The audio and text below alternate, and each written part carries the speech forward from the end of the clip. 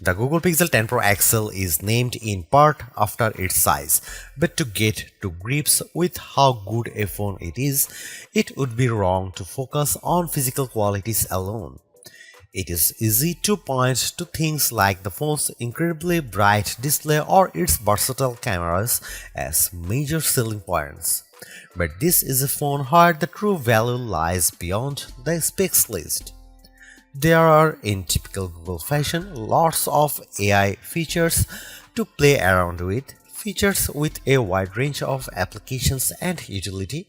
It's just a pity that Google seems to have learned some bad habits from Apple in not having all its features ready for launch day. Plus, Google flagship phones' inherent weakness in terms of power remains, even if battery life has improved. As the final big Android phone launch expect this year, I have been testing the Pixel 10 Pro XL against its main competition and also the latest iPhone just in case you are considering switching to or from an Apple phone. It's resulted in some of the most interesting phone comparisons of 2025 and I am thrilled to be able to take you through them. Pre-orders are up for the Pixel 10 Pro XL and its siblings until retail launch day August 28. If and when you decide to buy the Pixel 10 Pro XL, it will cost $1,199. That's technically more expensive than the Pixel 9 Pro XL from last year, but what's actually happened is that Pixel dropped the 128GB model. It's a shame that you can't get a cheaper extra large Pixel now, but it's not strictly a price hike. If storage matters to you, you can spec 512GB or 1TB for $1,319 and $1,549 respectively. But increasing the storage locks off certain color options. Only Obsidian Black offers all three options, while Jade Green is only available in the basic 256GB. There are no big changes from last year in terms of overall shape or materials. Google is still using matte textured toughened glass on the back, Gorilla Glass Victus 2 on the front and shiny aluminum sides holding them together. There is still a reliable IP68 dust and water resistance rating too. There are alterations to be found if you look closer. Google made the phone's rear G logo metallic, slimmed and bezel around the rear camera bar, moved the SIM card tray to the top of the phone and added a second speaker opening to the bottom. But the only real difference is the overall width. The size change results in a larger display and a total weight that's about 5% heavier than the Pixel 9 Pro XL. That gives the Pixel 10 Pro XL the status of the heaviest of the main flagship phones on sale today, although only by a few fractions of an ounce. One other changes that applies only in US Pixel 10s is the removal of physical SIM support. It's eSIM only for American customers, while the rest of the world can still plug in their nano SIM card. Your four color choices for the Pixel 10 Pro XL are Moonstone Blue Gray, Jade Green, Porcelain White or Obsidian Black. It's a reasonable amount of choice, but the Pixel 10 base model has the most eye-catching hues in the family. The 6.8-inch 120Hz refresh rate adaptive display on the Pixel 10 Pro XL is slightly larger than the Pixel 9 Pro XLs, but still a little smaller than the equivalent Samsung or Apple models. But the size difference is offset by the Super Actua screen's incredible brightness. Google Pixel 10 Pro XL can reach 2555 peak brightness, while Samsung Galaxy S25 Ultra can reach 1860. And iPhone 16 Pro Max can reach 1553. The results above show just how intense the screen brightness on the Pixel 10 Pro XL can be, even compared to last year's Pixel 9 Pro XL. The Galaxy S25 Ultra does have the advantage of an anti-glare layer in its display, which helps deal with strong single sources of light, but in generally bright environments, and you have an easier time looking at the Pixel's screen. Looking to the other results, we see the Pixel 10 Pro XL lags behind the S25 Ultra in terms of color gamut coverage and also color accuracy. In the default vivid color profile, the potential buyers needn't worry too much about that. The Pixel 10 Pro XL is still a great device for watching video or browsing photos on.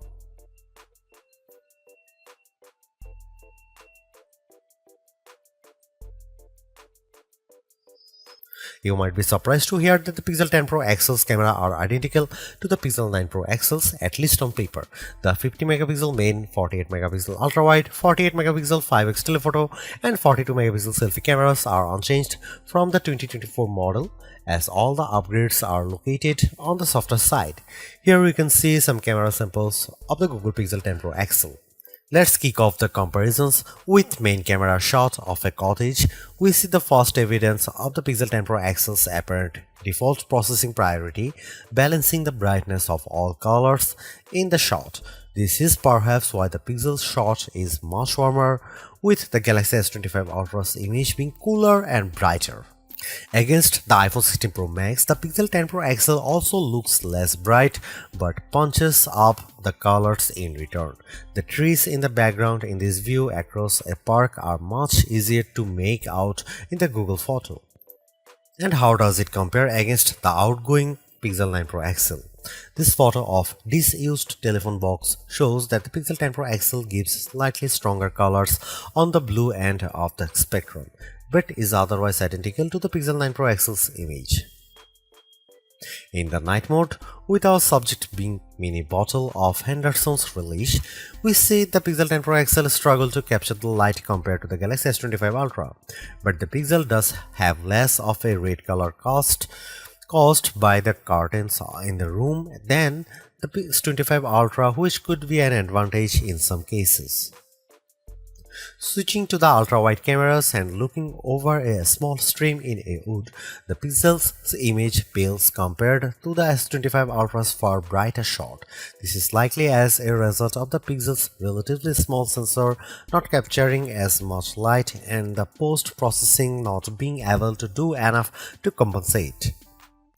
Macro mode also uses the ultra-wide sensor, comparing to the Pixel's effort against of the iPhone 16 Pro Max of a pink flower. The Pixel's shot is darker, again likely because of its small sensor, but the image still has good contrast as we can still make out the detail in the flower's center. The final rear camera on the Pixel we need to look at is the 5x telephoto camera, which I pointed at a breeze over a lake. The Pixel has tried to balance the mix of light and shade in the shot, resulting in an apparent lack of color compared to the S25 Ultra, while the Samsung's shot's richer color of the water is appealing. The breeze is blown out in return. The Pixel 10 Pro XL's telephoto camera offers up to 100x max magnification for the first time, except with the power of ProRes zoom. Images at the level are still legible, albeit potentially inaccurate, but let's start at a less extreme 50x. Zooming in on a milestone's curved lettering, it's already obvious that the Galaxy shot is noisier than the Pixel's, but based on my own observation, the Pixel has over-smoothed the stone, removing some of the texture in an effort to clean up the shot. At 100x, this effect is even more noticeable. A stone that's been sitting outdoors for who knows how long is unlikely to be as smooth as the Pixel's shot would have you believe. But in terms of legibility, while both photos still show the lettering clearly, the Pixel shows them in crisper detail. When exporting the images, the Pixel 10 Pro XL conveniently gives you both your original ProRes zoom shot and the processed version, along some interesting comparisons. For instance, we have here a church window about 1000 feet away from where I was standing as I took the photo. It's an impressively sharp shot, but the Pixel's processing system seemed to have read the stone bars between the glass as wood, adding a vertical grain effect. While the detail of the brickwork has been impressively recovered, it shows a big limitation of these generative detail enhancing tools. It shows you what's likely to be there rather than what truly is there. Google enhanced some of the camera's associated features, such as making best take active automatically with enough photos and offering 50 megapixel resolution for portrait modes. But the all-new feature, and the one I spent the most time with, was Camera Coach, the new photography teaching tool that's accessible right from the viewfinder. This is currently in preview, so hopefully it powers will multiply in the future, but right now it's more of an interactive forming tool. It will detect what you are pointing the camera at, offer some suggested compositions, and then give you tips on which camera lens to use, where to stand, and how to position the subject. If you can, it's a fun, personalized way to learn, but there are so many more tools in the Pixel 10 Pro XL's toolbox. I hope more options or perhaps an advanced mode appear in future to help guide users to try even more, like switching between vertical and horizontal shots, setting a manual focus, or adjusting exposure.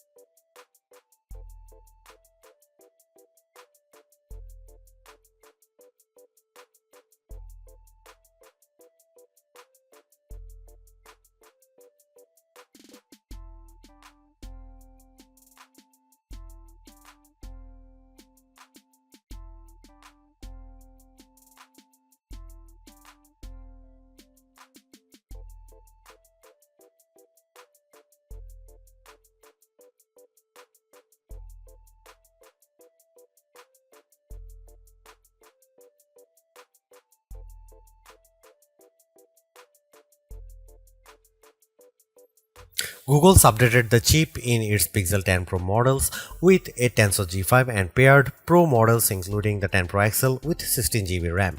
Considering that previous Tensor-powered Pixels have lagged behind in performance, we were curious to see how this update changes things. As the results demonstrate, the Pixel 10 Pro XL is noticeably improved over the Pixel 9 Pro XL, but is still underpowered when looking at the Snapdragon and A series chips that power the Galaxy S25 Ultra and iPhone 16 Pro Max. The Adobe Premiere Rush video test shows this specially. In my general gaming test of playing the graphically intense RPG XR Stress in order to get a consistent 60 FPS frame rate, I had to turn off anti-aliasing, reduce the resolution from ultra to high and environment quality down to average, and even the game would still experience hiccups. And reflections with Snapdragon 8 Elite can easily handle this game at maximum settings. Now that the 128GB Pixel Pro XL model has been discontinued, the Pixel 10 Pro XL starts with 256GB storage with the option to up that to 512GB or 1TB storage. This should be speedy storage to load and unload thanks to Google using the UFS 4.0 memory standard with 512GB or 1TB of storage on a US model. You also get zoned UFS, a feature that supposedly organizes data within your device's storage to improve its efficiency, speed, and the device's lifespan. We are not sure why this is limited to only a 2 out of 3 storage options and only to American customers, but it sounds like a bonus worth having. The 5200 mAh battery in the Pixel 10 Pro XL is the largest Google's ever put in a phone. And fortunately, between the extra capacity and the improved Tensor G5 chip, this results in good battery life gains. The Pixel 10 Pro XL lasted 14 hours and 20 minutes in adaptive display mode in our beta test, which involves constant web browsing over a cell connection. This is almost an hour and a half longer than the Pixel 9 Pro XL achieved, but Google still has catching up to do if it wants to match 17 hours plus that the Galaxy S25 Ultra and iPhone 16 Pro Max clocked. Using the Pixel 10 Pro XL's 45-watt wired charging, we are able to fill the phone from empty to 33% and 63% full after 15 minutes and half an hour charging times respectively. The Galaxy S25 Ultra manages to reach 37% and 71% in the same time frame, although its smaller battery capacity no doubt helps there. We must also highlight the 25-watt wireless charging that the Pixel 10 Pro XL now supports using the new Key 2.2 compatible Pixel Snap accessories. You can also this with MagSafe chargers designed for iPhones too, opening up a huge world of possible add-ons of your Pixel. Google is the first Android smartphone maker to adopt Key 2 fully, and hopefully this heralds wider adoption among Android brands down the line. But focusing on the Pixel for now, it means that if you do happen to switch from an iPhone, you can keep using your chargers and some other accessories, saving you spending more on a new set of peripherals. Google's made a few but effective upgrades to the Pixel 10 Pro XL. It's a masterclass in efficiency, changing and improving just enough to stay amongst the top of the pack in the most areas. The display's brightness is unmatched, and the camera's ultrawide perhaps aside offer a balanced, natural look that I can see a lot of people liking. It's unfortunate that the Pixel 10 series is still the lowest powered of the flagship phones on sale today and lags behind its main rivals on battery efficiency. Hopefully, access to Google's latest AI tools makes up for that for anyone who decides to take the plunge, although perhaps give it a couple of months if this is your primary reason. Hopefully, by then the seemingly incomplete Magic Q and the preview version of the camera coach will have been made whole. The Galaxy S25 Ultra may still be a better pick for you if you want more power and power efficiency from your phone. The Pixel 10 Pro may also be a better fit than the XL, considering you only sacrifice display size and battery life for a cheaper phone that's otherwise just as capable as its larger sibling. But the Pixel 10 Pro XL is the most capable and competitive of Google's latest batch of phones. If you are buying a phone right now and want best-in-class software combined with top-tier hardware, this Pixel is probably the one to pick.